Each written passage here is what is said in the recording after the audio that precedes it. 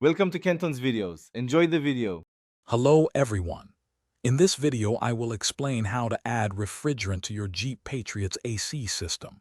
Before we begin, it is crucial to prioritize safety. Please gather your R134 AC recharge kit, which includes a hose with a gauge and refrigerant cans.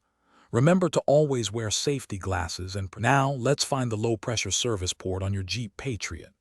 This port is usually found on the larger diameter AC line, often close to the compressor, and might be marked with an L.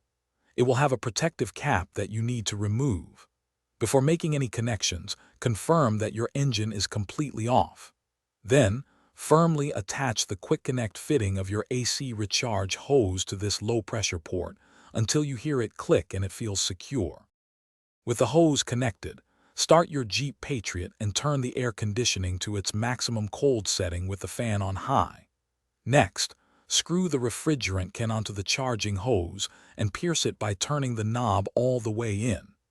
Now, slowly begin to add the refrigerant by gently squeezing the trigger or opening the valve on the hose.